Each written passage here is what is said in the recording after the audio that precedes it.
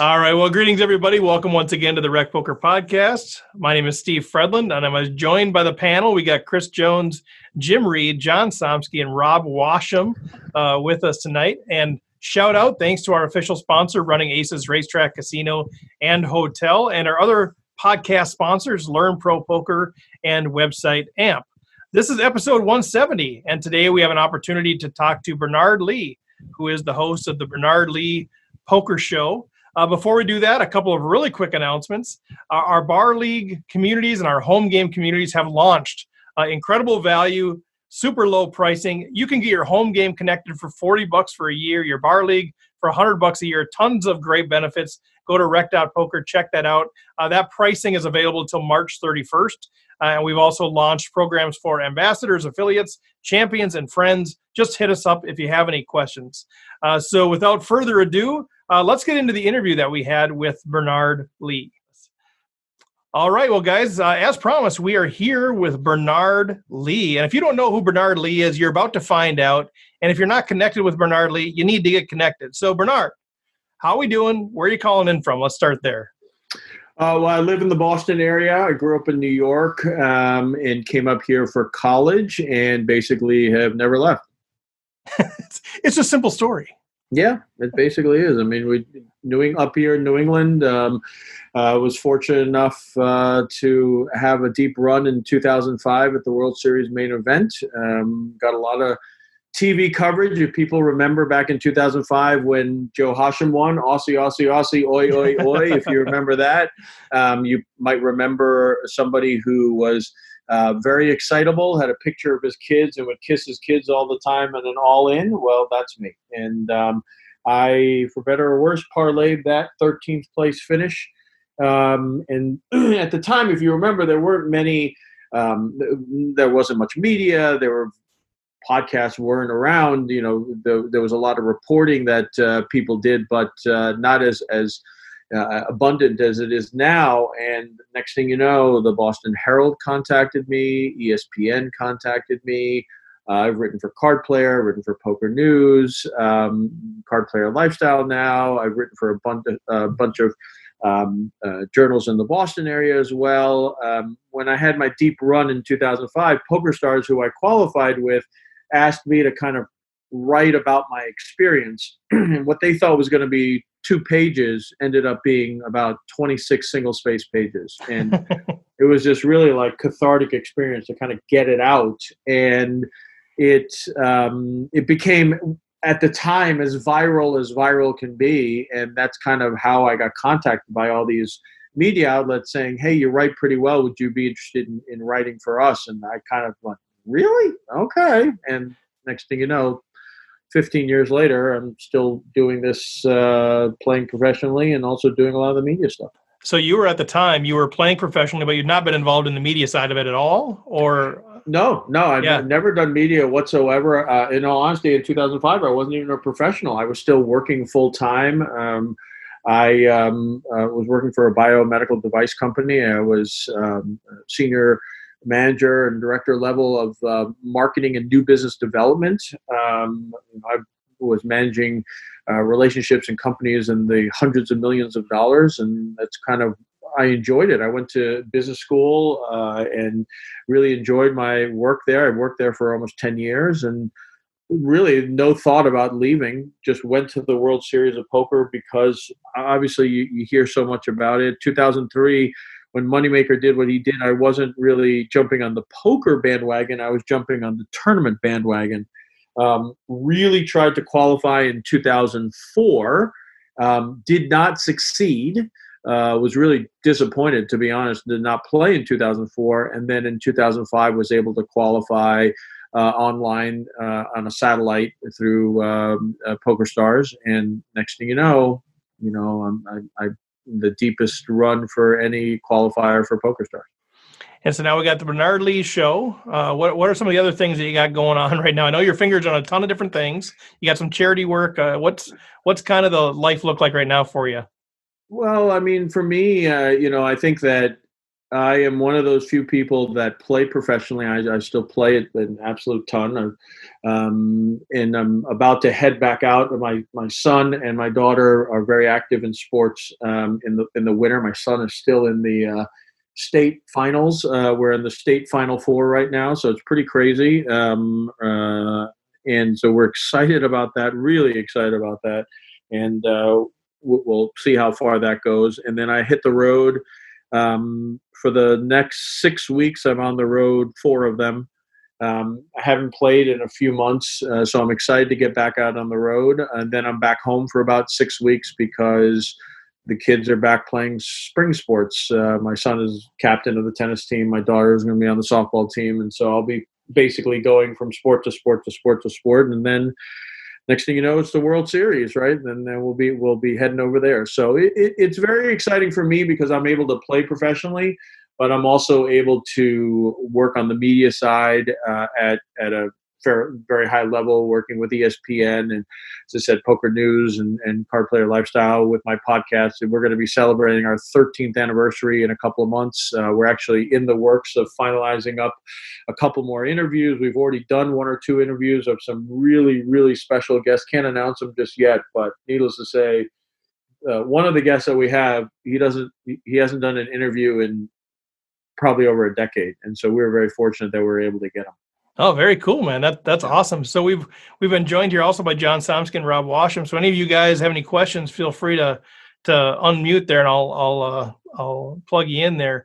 But Bernard, as you kind of think about all the stuff that you do and playing as well, as you look at the recreational player, like what is this overall advice that you'd have for a rec player? I know that's a horribly broad question, but as you and I have talked about, our audience is primarily recreational players, primarily those that are playing in a less experienced sort of realms of things. But as we're approaching the game, as we're saying, okay, we want to be better, but we have limited time, we have limited budget. What's a piece of advice that you would give all of us who are sort of pursuing this poker dream as it makes sense and as we have time on the side? So I do a lot of work. I do a lot of private tutoring. I do a lot of group tutoring. I've been trainer for the WSOP Academy, WPT Boot Camp, and I do a lot of stuff with rec players still. And I get this question, to be honest, a lot. And what I would say first and foremost is find people who love poker as much as you do, but find people who are 2 things. 1, that play differently than you, and 2, who are better than you. And when I say that statement, the other thing I would say is you have to humble yourself.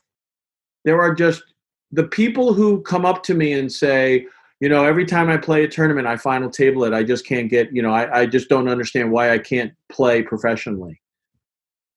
You're not being realistic. I'm not trying to be mean in that statement. You have to be honest with yourself. People who are doing that aren't writing down their statistics and saying, wow, you know what? I actually only final tabled once every 9 tournaments. And when you do final table those 9, there's only 40 people. So you're really not final tabling.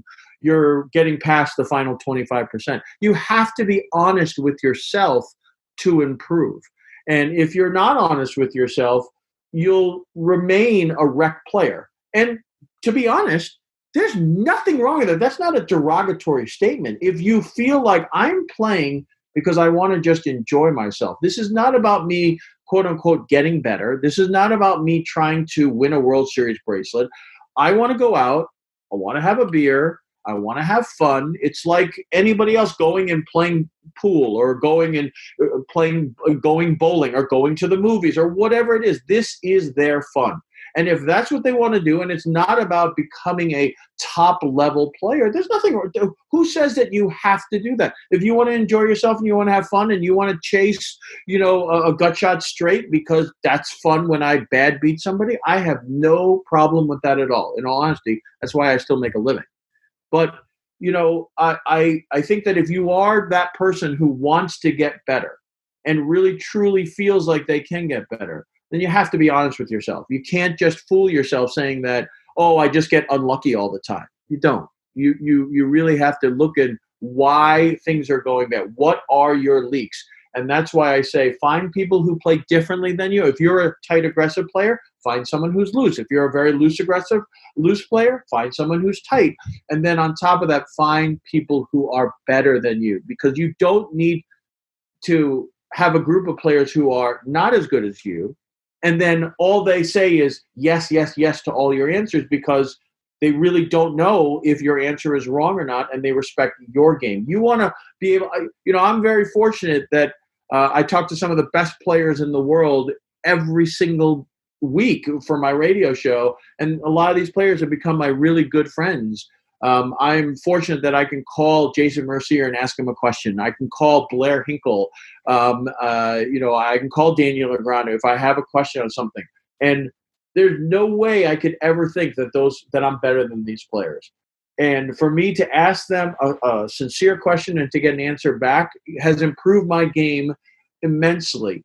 Think of that level for a rec player. Find somebody who is of that caliber compared to you. And I'm not talking about talk to Daniel Negreanu. I'm talking about find somebody in your league, or maybe who plays in the circuit out in Minnesota, who goes to the casinos and plays in maybe an MSBT or a Heartland or something like that, and has had success. That's how you're going to get better. Sorry, a long answer, but hopefully that. Well, no, it's a great answer. I mean, I see it all the time. I'm certainly not in the category of somebody that can give everybody advice, but hosting the podcast, I get approached a lot by people who start talking about their streak of bad luck or whatever it might be, and you just start asking those questions of them, and what you find out is there's sort of a sense of entitlement there, right, and an unwillingness to be humble and actually look at their game in a real self-assessment sort of way.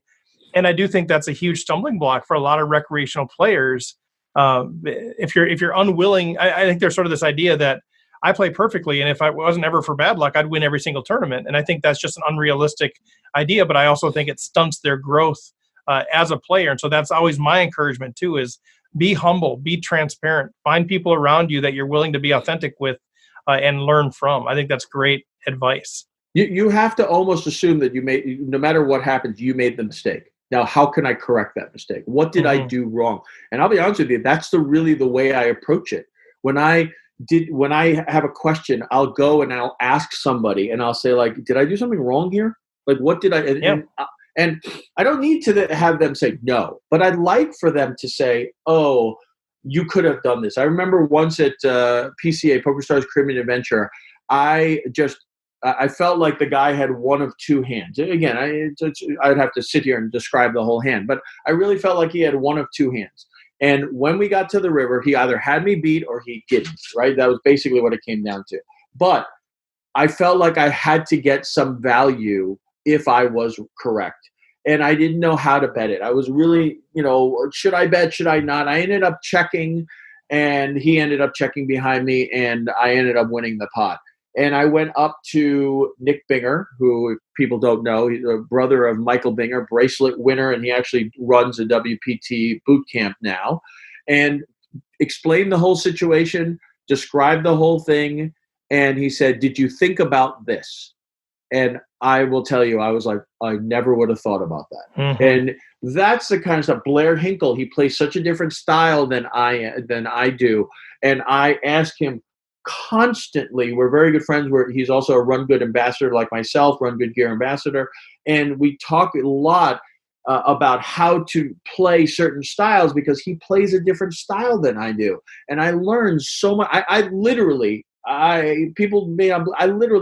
a couple of pages of notes just from him about talking over time. He probably doesn't even know I take the notes specifically, but I keep them. I refer back to them.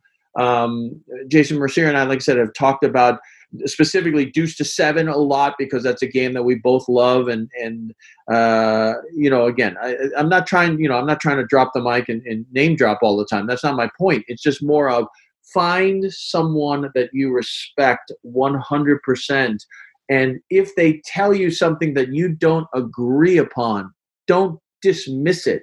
Maybe it's something that you haven't thought about, and maybe you should try it. Yeah, it's so good. I call Daniel Negreanu every day, and we talk poker. And, just the other day, I'm kidding. Just the other day, I said, well, is there anything I can do for you?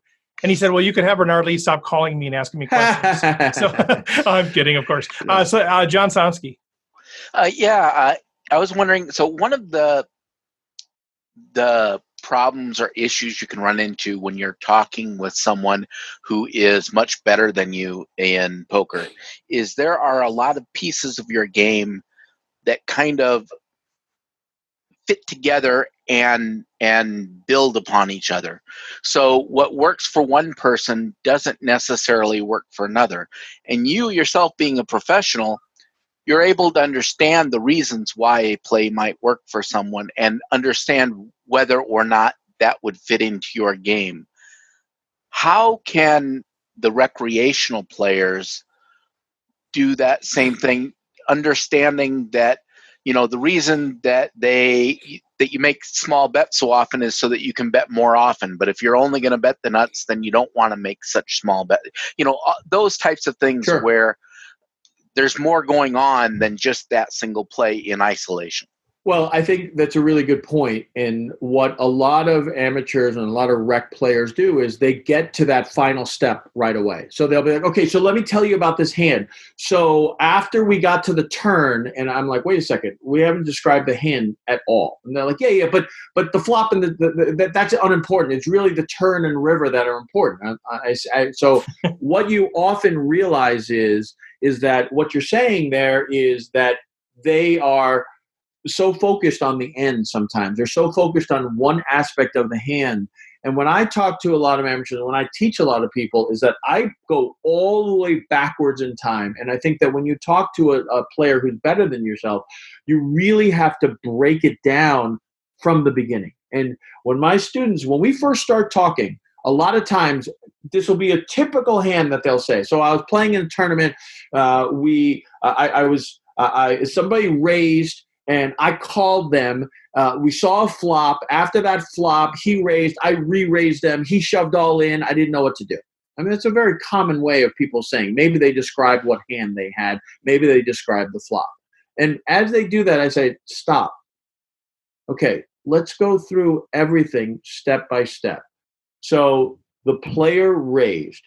Where did they raise from?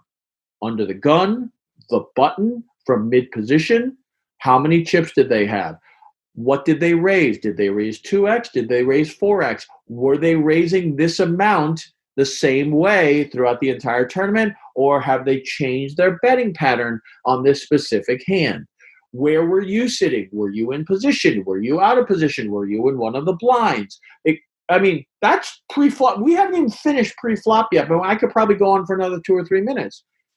That's what people have to understand, that there's more than just the end answer. There is so much more. And a lot of times when we go through all of that, I will tell them you shouldn't have played the hand. And so all of this stuff in the turn and the river is a moot point. We can talk about it. You want to talk about it? We'll talk about that. But you shouldn't have even gotten to that point because you should have folded. Or you should have 3-bet and the person would have folded. You see what I'm saying? So I think that too many people focus on, I need the answer to this situation and the mistake or the scenario that happened. I think they need to break it down a little bit more. And if they're able to find somebody who is, as I said, better than them or more knowledgeable than them or have a different style, and they are willing to have that patience and go through all of that, then you can break down the game very, very easily. And what I would say is invest in this, right? Find somebody and say, I'll take you to dinner. Treat them to a really nice steak at a casino. I'm telling you, they'll be like, sure, okay, we'll sit and chat for an hour. Why not? It will be enlightening, and you will be amazed. If you don't walk out of there saying, wow, I never thought about all that, then A, you're fooling yourself, or B, you didn't pick the right person. That's so good. I love that question, John, too. That's fantastic, Bernard. Great answer. I know you got to run in a couple minutes here because you need to get your son to his Final Four practice or something going on. But I wanted to give you an opportunity. I know when last time you and I chatted, you talked a bit about some of the nonprofit charitable work that you're doing. So you got a couple minutes, whether you want to talk about that or anything else. I mean, that I appreciate it. One of the things that I would always say also in the world of poker is that we always, it's all about win, win, win, win, win, take. And I've just been very fortunate that been able to give back a little bit to the community. I do a charity program here in Boston called the Full House Charity Program. Obviously, you get the double entendre from what I'm referring to in poker, but we take care of homeless families in the Boston area. I've been doing it for nine years, and we basically give them a customized gift list for Christmas. They give us their requests, and so we customize everything. We don't just, here's a ball for everyone, here's crayons for everyone. We really customize it for everyone. We've spent over $100,000 during our time. This is our 10th anniversary this year, so we're really excited about that. And then I also do a lot of work for the One Step Closer Foundation, which is a organization that works with cerebral palsy and other afflictions. The gentleman who founded it actually has cerebral palsy, and for him to want to help others in his situation is just really amazing. So fortunate, if you're there at the World Series this summer, we're going to have a tournament there at the Aria. We have one usually in December. And you can stay tuned. I'm going to be on my website launching kind of a store, but the store really will be my books that I have, some T-shirts that Run Good Gear has made up, but all the proceeds are going to go to my charity. So anybody who buys any of those, and I'm coming out with a new book through D&B Publishing this summer, all on satellite play. So hopefully that'll help raise more funds for it, and we can help more families. Yeah. So when you and I talked at length, I mean, just your heart for that and the impact that you've had is staggering. And it's one of the reasons why we're super excited. We announced a few weeks ago that, we're partnering with you and with Robbie Straczynski to be part of the Cardplayer Lifestyle family of podcasts. And, your passion for helping others who aren't as fortunate is infectious. And that's a very attractive piece for us here at RecPoker. Well, appreciate it. What I'm really excited, Steve, you and I have talked about this offline. What I'm really excited about is partnering up and doing some charity work and maybe linking it up with your groups, whether it's at the World Series, whether it's even me coming into like Minnesota or other areas as well, and doing potentially some trainings and then doing some charity work and maybe some charity tournaments, things like that.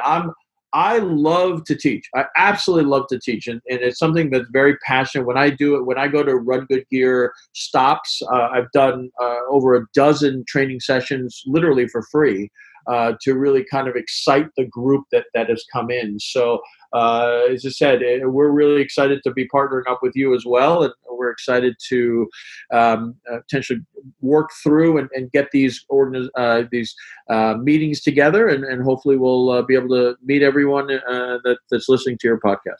For sure. Yeah. We're going to test your commitment by having you come to Minnesota in January as well. That's kind of the current plan right now. I grew up in New York. I actually, my company, my company, we used to go to Minnesota because one of our big plants was there, and I was there in December and January multiple times. So I know it's a dry cold, so it's right. Not as bad.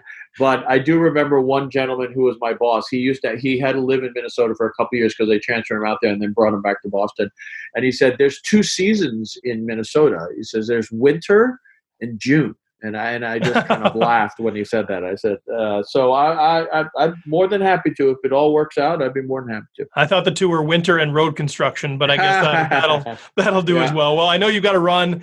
Thanks for your time. Sorry it was so short. We'll have you on more at length to talk more strategy in the future. But our folks needed to hear from you and kind of hear a little bit more about this guy that we're connected with. And good luck to your son in the Final Four and all that jazz as well. Well, I appreciate it. Maybe what we'll do is that my book is going to be launched at the World Series this summer. And maybe you can gather up some satellite questions from your your listeners. And then maybe we can go through some of those satellite questions. And the best satellite question that we get, we'll give them a free book. That sounds good. Jim is already raising his hand. He's going to come up with the best question. So. I'm going to start writing them down right now, Bernard. I can't wait. There you go. Excellent. Well, thanks a lot, guys. Really appreciate it. Welcome to the family. We are super excited.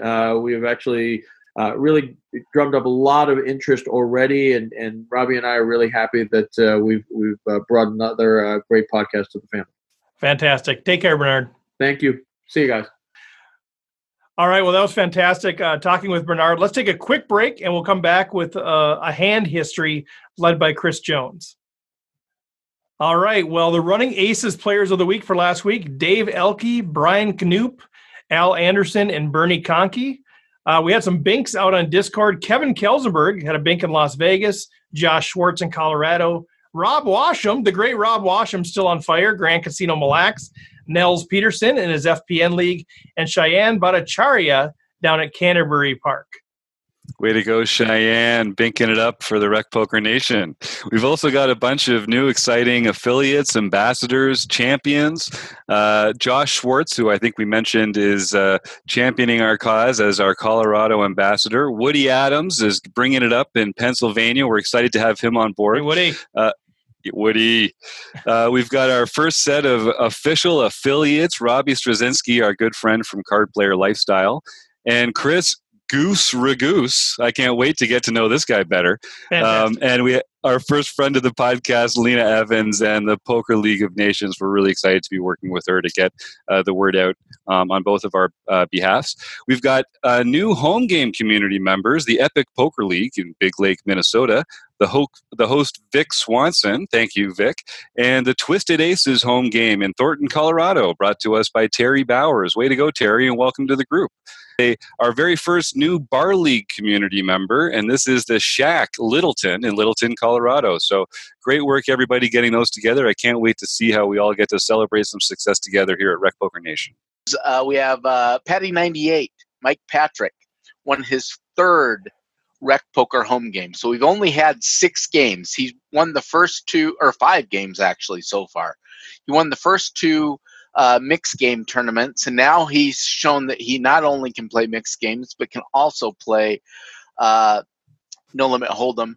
And Steve, I have to let you know that he is Canadian. I know, beast mode, man. Like, this is getting real. Maybe the WSOP will be canceled, and I'll be off the highway. Yeah, you never know.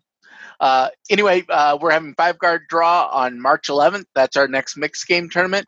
So let's all see if we can play in someone other than Mike Patrick can win. Right.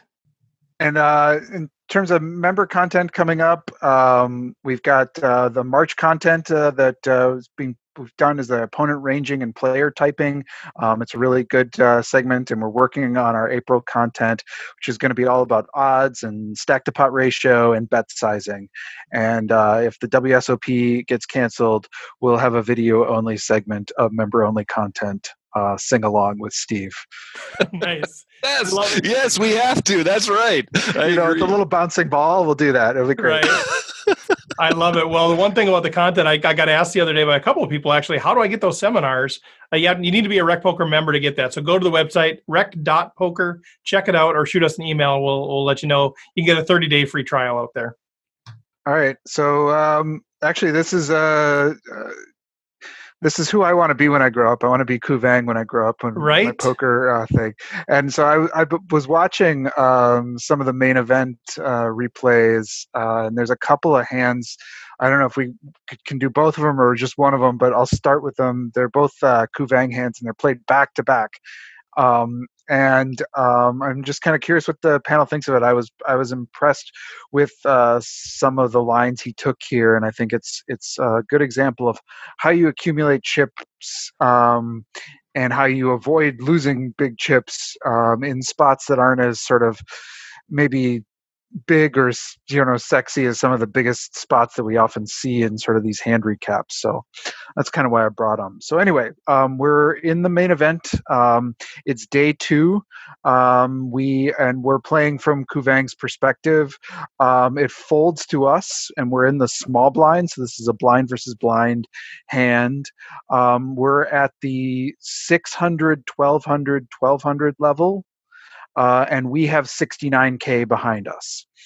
And we have ace of spades, 9 of clubs. And I'd be curious what people would do with this hand before I tell you what Kou did. How many bigs does the big blind have? What's sorry. The big blind has us almost exactly the same amount of chips. I think the big blind has like 69,500. So they cover us by like 500 chips. So we're like 55 big blinds deep each here. Yep. My natural inclination, I saw your notes on it, but my natural inclination would be to raise this. And if you're raising it, what are you raising it to? From a small blind to big blind? Yeah, spot? I'm going to probably go like 3,500. I mean, I'm kind of a 2+ normally if I'm in position and, getting close to 3. I don't mind just taking this down right here. I feel like that puts enough pressure. So I'm going to probably go to close to 3x, 3,500. It helps me define my opponent's range a little bit better than, sort of going to 2,500 where I know they're going to complete with almost their entire range, or they're going to call. And so anyone want to advocate? So I'm often completing with this hand, and it's a type of hand that I'm going to actually complete and then continue a lot on the flop with. I find that you can run that it's a type of hand that you don't want to play too big with. And so I like having some aces in my in having a wider range from the small blind to continue with by completing with most of my range. That you're underrepresenting your hand a little bit as well. Yep. Mm-hmm. Yeah, I don't necessarily mind that, but I think my default position in the small blind is to not complete ever. So I don't play it if I can't raise, and I'm not sure that that's right. It might be right to have a limping range, but in my philosophy, I'd be raising everything, and this would fall within ace-9 would fall within my raising range. Yeah, we were talking about this at the membership Q&A a couple of weeks ago, different ways to approach the small blind, whether you're playing heads up where you're going to be in position post-flop, or whether you're just at a standard size tournament where you're going to be out of position on both streets. And there was no consensus. There was a great deal of variety of opinions about whether to have a completing range, whether only to open raise from the small blind when it folds to you.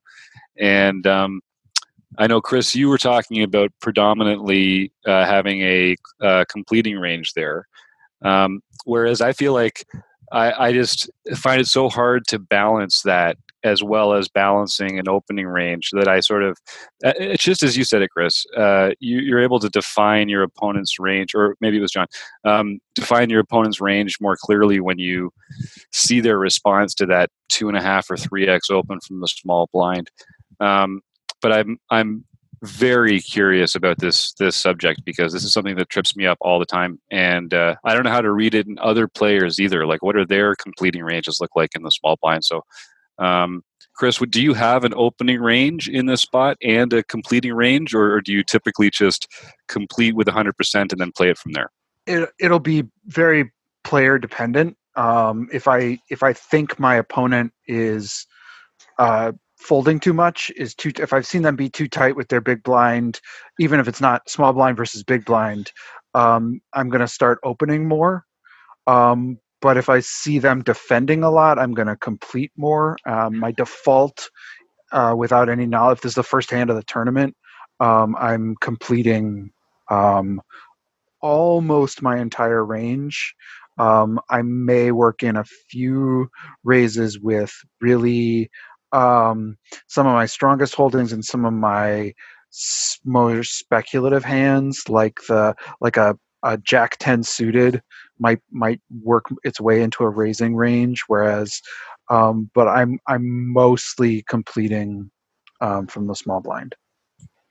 I think what you're talking about, being villain dependent, is probably the most important part of that concept, because you're going to be out of position so much. And one of the best outcomes when you open from the small blind is they fold and you get to move on to the next hand. Mm-hmm. So if they're not going to be if they're not that kind of villain, then I could see a strong argument for completing much more often and just opening with that tight and polarized range. Right. Yeah, it is. Go ahead, John. Well, I was just going to say, being player dependent, I thought made a lot of sense there too. But it's kind of interesting in that, at least in most of the tournaments I'm playing in, this isn't a situation that comes up very often, because it's not very often that it's actually available for you to open from the small blind. So it tends to be more of this position where it's already been opened. And then I think I'm much more comfortable saying, being in the have a hand you can raise or fold range, whereas opening is just a completely different dynamic. Yeah, to be clear, I really don't like calling behind an open from the small blind very much. That is a hand that I'm going to do with very few hands. I'm going to be doing that with some of my smaller pairs, and maybe some premiums just to sort of balance that out, but primarily smaller pairs, hoping to get to a cheap flop and give my chance. I think I've got the odds. If I've got the odds and there's stacks in play where I can set mine, but otherwise, any hand that I'm continuing with, I am 3-betting from the small blind after an open. I'm curious. This is going to totally derail the conversation. Yeah. But I don't care. Well, I do care, but just a little bit. Well, I'm kind of curious, because I think I'm prone to doing this, and I think other recreational players are prone to doing this. So I think it's worth a comment. Like, we say a lot about, okay, it's villain dependent, and I think what if you see somebody who folds, like if somebody's folding their big blind too much, I'm curious what your guys' thoughts are about how that changes the range of hands that you raise. I think what happens in a lot of our minds is they fold too much, so I'm going to start raising everything. Like I'm going to move from raising 15% of the hands out of the small blind to 90% of the hands because they fold too much. And so I think we take it too far, I think. And I'm just kind of curious what your perspectives are on when you say, my default is to raise or my default is to call or whatever, the villain dependency there, like how much does it actually change your range? Does it add a few more combos that you'll now raise? Or are you is it doubling like how many hands you're going to raise? Or does it even matter what you have at that point? Like, I'm really curious how to adjust there. For me, in this case, it would be about not necessarily changing the range that I'm continuing with. Because I will fold to the big blind too if I have absolute garbage in this spot. But what it changes for me is whether I'm completing or raising. And if I see them folding too much in this spot, that's where I'm going to, then anything that I was thinking, oh, this is a continue, or I want to flatten and see where we land, I'm going to start opening that more from the small blind because I think it's quite likely I'm going to take it down more of the time. And if I get played back at, I have a real sense of what they're playing back at me with. Right. So you're not sitting there going, okay, let's say, I don't know what your range is, but let's say 10-3 of clubs, you're just going to give a walk to. You're not going, oh, they fold more than they should, so now I'm going to raise 10-3 of clubs. That's not part of your thought process. I'm likely not, but that might be a mistake. Well, right. I'm just wondering, because I do feel like I'm prone to do that and get myself in weird situations, and I think others are too, because we keep hearing, oh, it's villain dependent. If they fold too much, you should do that. I feel like generally rec players take it too far. I'm just curious your thoughts. I'm more likely. So go ahead, Rob.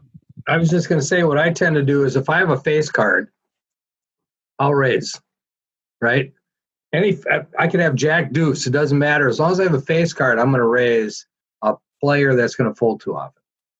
I might complete with some, small pocket pairs like Chris was talking about, just to see if I could see a flop cheap.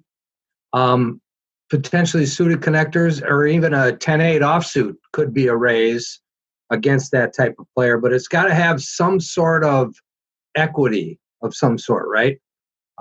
So any face card, like any two connected cards that are, 7 or higher, I'll probably, go in for a raise.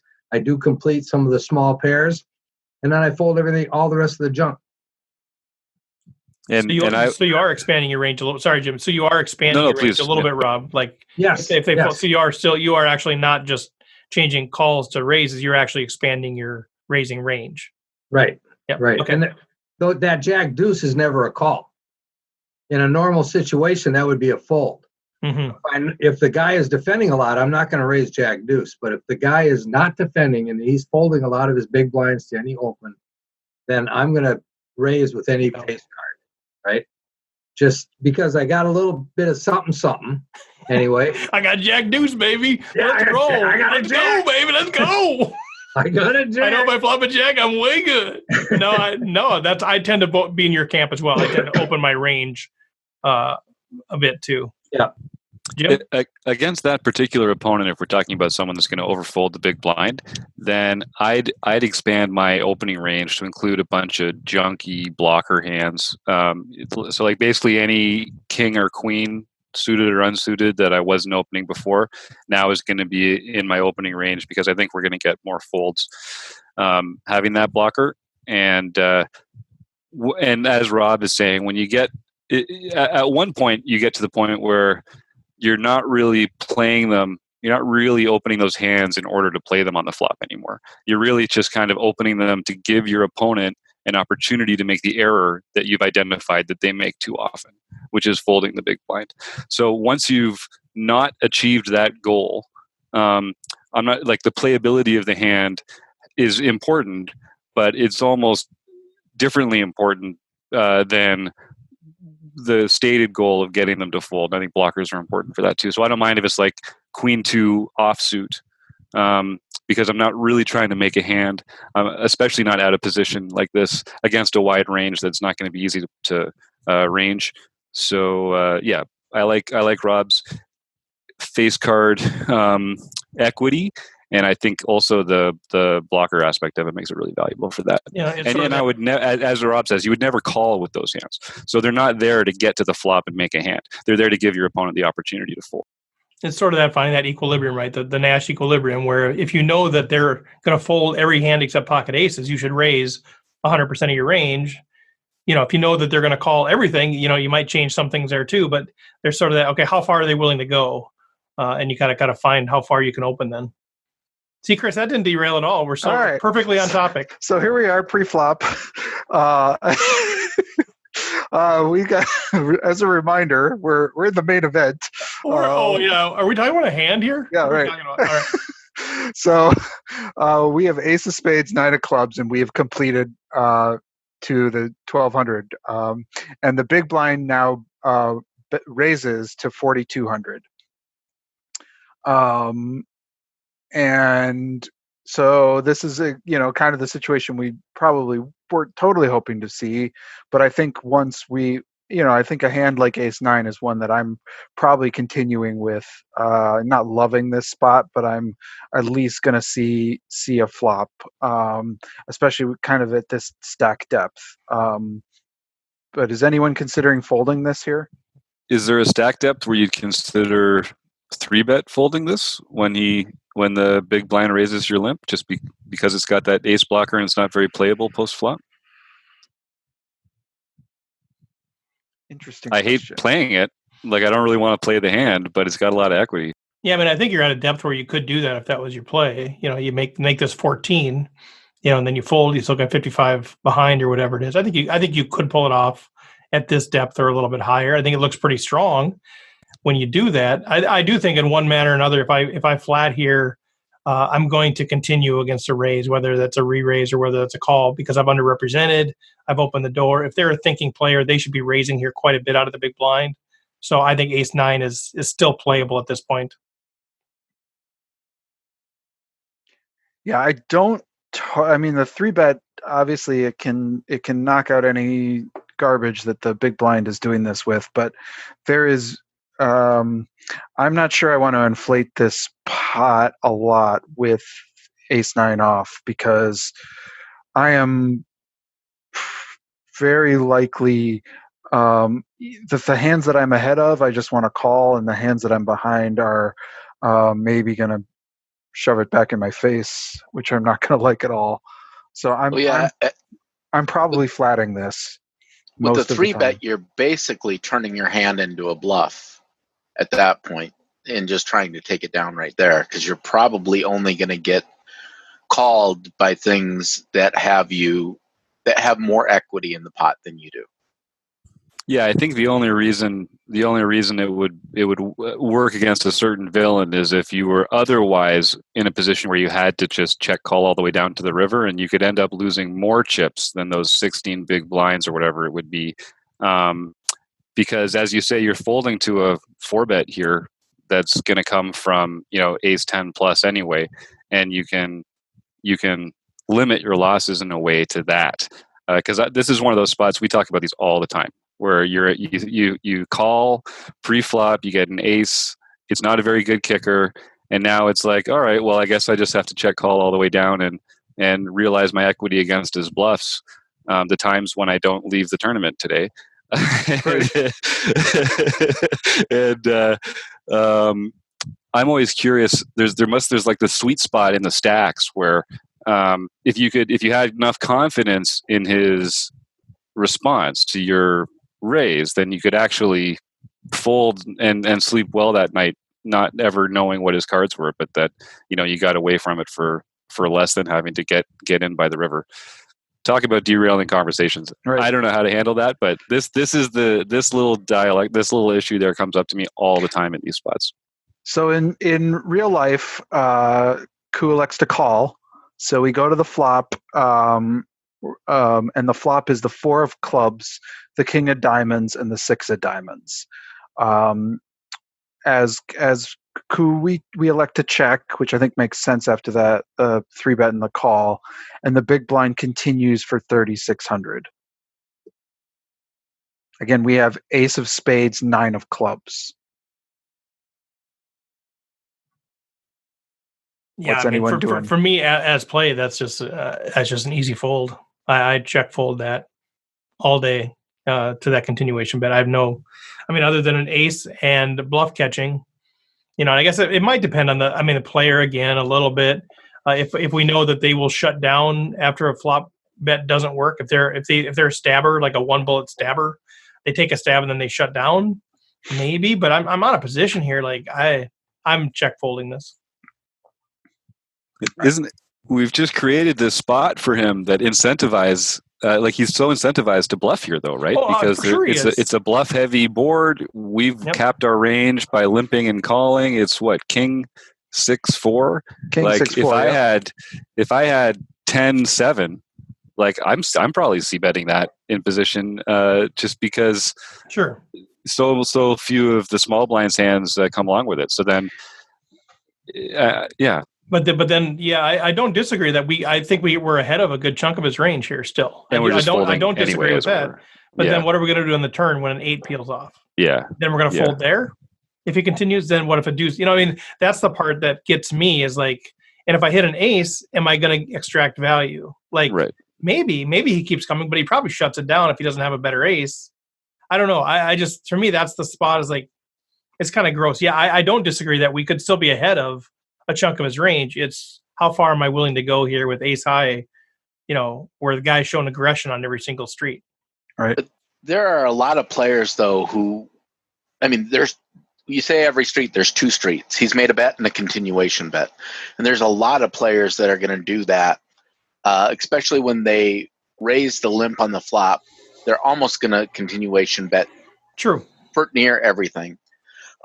We still hold an ace. So I think it really comes down to if we think we are still reasonably ahead, and if we've played with the player before, there's a lot of players who are going to shut down on the turn. So by making a call here on the flop, we're likely to see 2 cards and get to the river.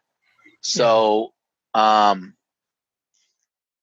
don't mind calling in this spot, particularly with a smaller bet size like that. I think that's probably what I would do. And this is where I've picked up this in my arsenal or tried to add this intentionally. This is to me the check raise on the flop this is the kind of board where it's a perfect spot for me to check raise here. And then I find out where I'm at 100%. Because I really don't have any equity in the thing at all. I've got a lot of kings in my range that just complete and then call.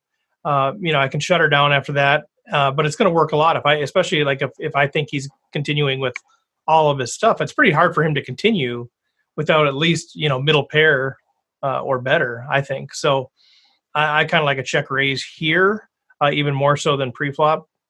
All right, if you check raise here and he calls, Gig is up. You're done? You're done with the hand? I'm done. I've taken my stab because he's shown me now that he actually must have something here at this point. And if you're check raising in this spot, then you're also check raising. Are you check raising your kings? King 10, King 9. Okay. Yep, and my sets maybe even. And my sets maybe even. Because I'm trying to build a pot at that point. We got 60 bigs. I want to get in the middle with that sort of a hand. Plus, there's a flush draw out there. I think you want to be getting some value in against those draws. Mm-hmm. So what I really I think, Steve, I'm with you on this spot. Is a spot I think I fold a lot.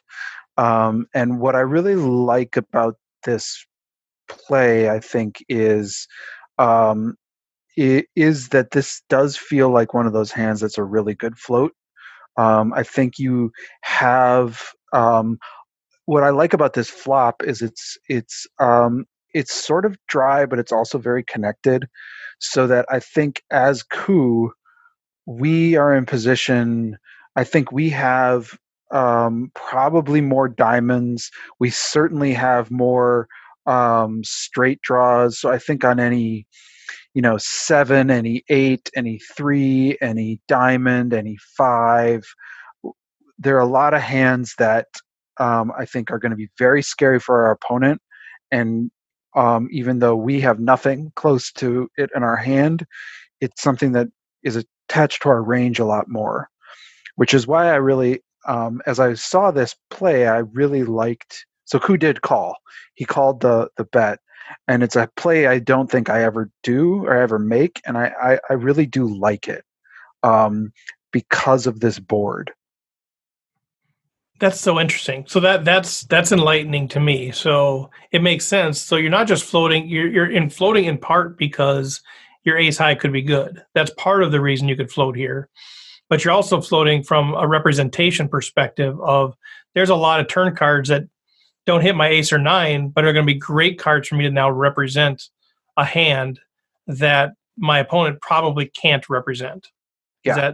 That's exactly what I'm saying. Tremendous, Chris. I like that. Well, it's not. I mean, I think it's tremendous from Kou. Because to be honest with you, well, you put it together. I think I snap fold this, but I really like this play, and it's one that I'm really trying to think about. As how can I incorporate this into how I look at a board and think about it on that level. So Kou does call, and the turn is the 5 of diamonds. And I think this is less interesting. So in the turn, we decide, although now we have a 4, 5, 6, and we've got 3 diamonds. Kou still elects to check here. I don't know what his plan would be if the big blind bet. I anticipate, based on how he played this, that it would have been a check raise. But the big blind checks back. And then the river is the 3 of spades. So we have 61K behind. There's 17K in the pot.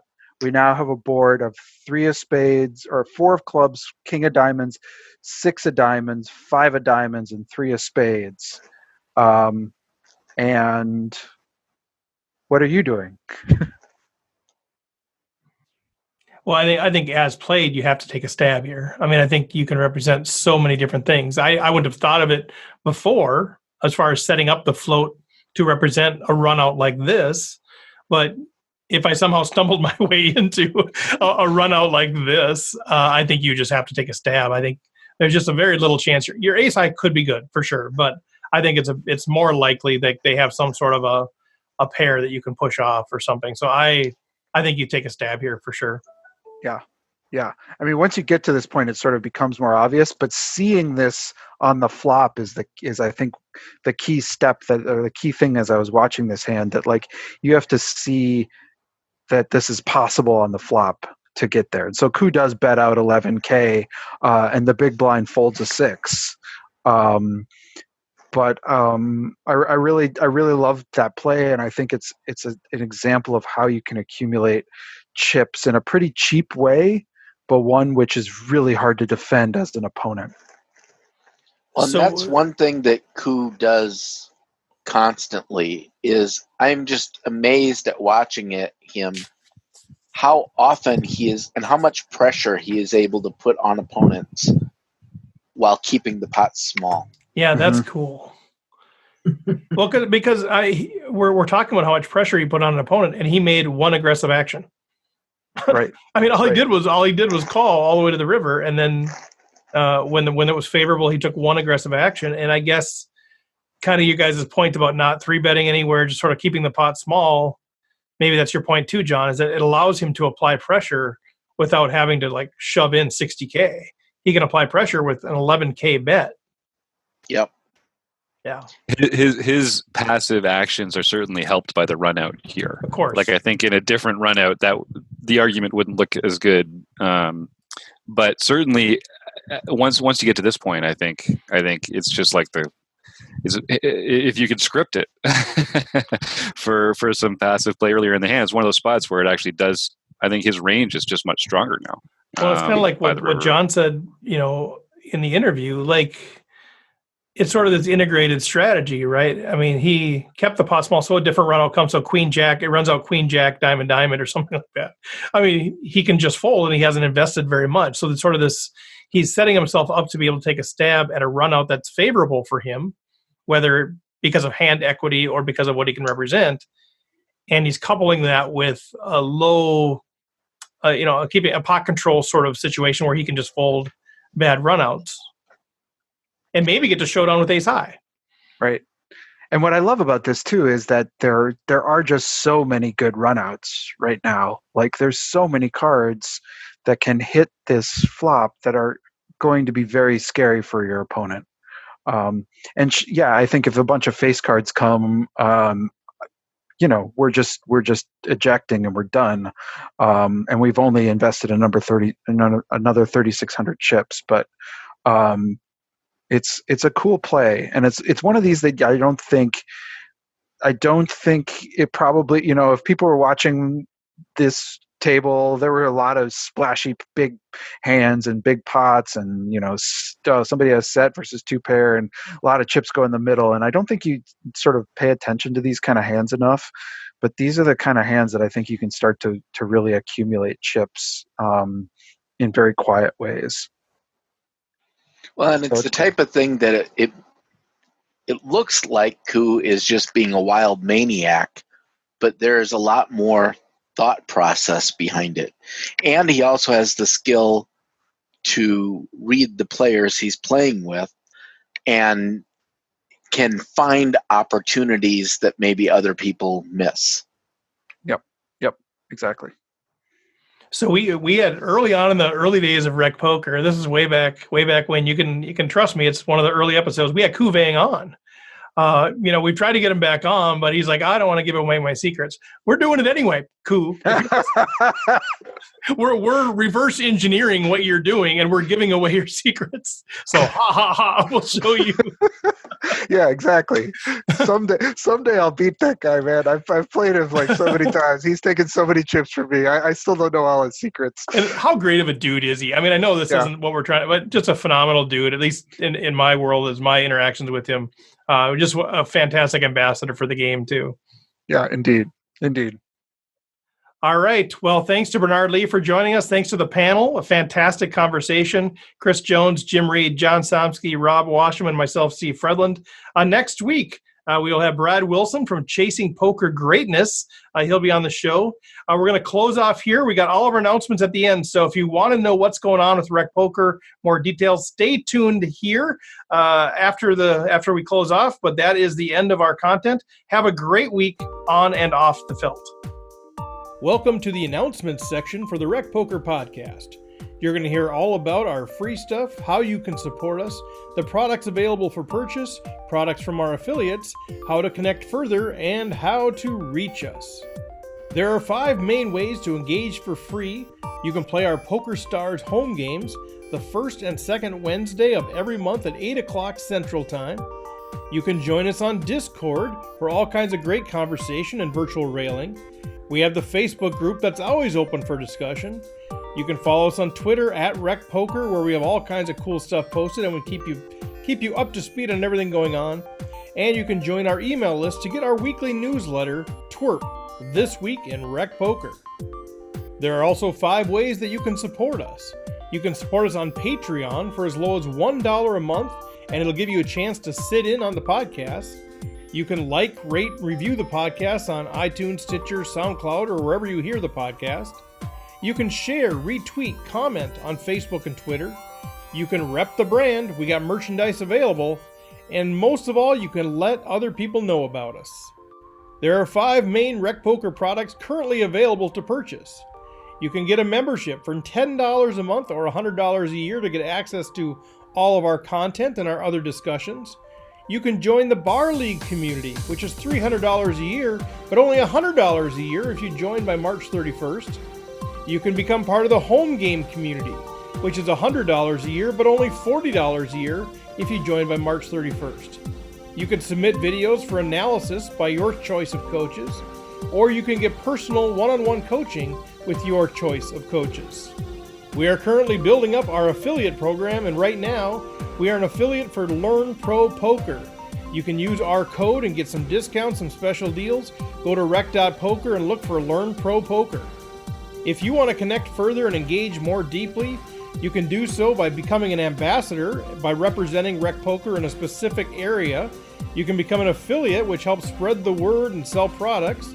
You can become a champion, where you promote the brand, you wear the merch, you're active on social media, and you have a chance to refer products for a commission. Or you can be just a friend of RecPoker and help us spread the word that way. You can also become a sponsor of the podcast, some of our events, or all things RecPoker. There's several ways that you can reach out to contact us if you need to. Rec.poker, Discord, email, newsletter, TWRP, Facebook, Twitter. But you can get all the information at rec.poker or just email me, steve@rec.poker. Thanks once again to our official sponsor, Running Aces Racetrack Casino and Hotel, who has supported us since episode number 1. Also thanks to Learn Pro Poker and Website Amp. Make it a great week, everybody.